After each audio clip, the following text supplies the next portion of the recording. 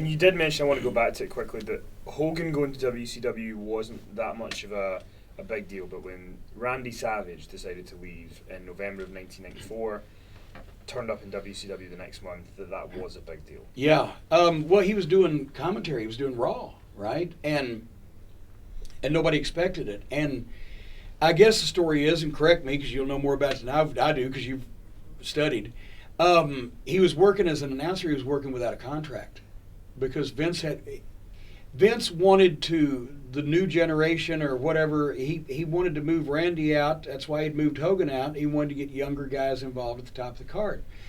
The problem was it's harder to get those younger guys over when they're not as good as, or have the aura and the personality and, connect like his previous stars did. So Randy wasn't ready to retire and thought he could still be a main event guy, and there was a bone of contention whether he should be a wrestler or announcer. That's why he left, from what I understand.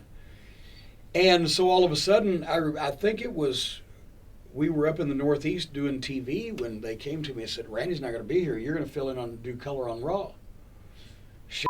And then I found out Randy had gone down there. That was a shock. Vince didn't expect it. I don't think the office expected it. It threw me into doing color commentary again, which I didn't mind doing. But it was obviously a last-minute thing because they told me the day I got to TV, yeah, you're going to be doing the color. Okay, all right, But that was a bigger shock than a guy that's been gone for a year, and all of a sudden he turns up down there, blah, blah, blah. And then there's been ill will between the two sides, I guess, since then. What do you think the ill will was? Because everybody else came back at some point, to the WWF, but Randy was the only one that never did.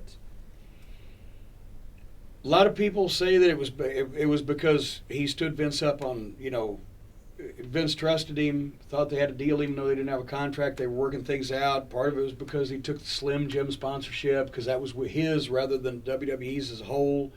There's been rumors of dalliances with Stephanie and Savage, and I've read all the documentation, I don't say documentation, that means there's proof, but I've read the books that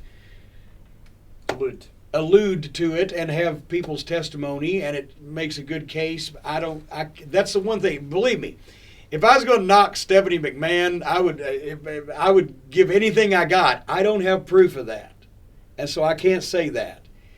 But I do know that Vince was not wanting to talk about Randy Savage until after he passed away, and then they posthumously inducted him.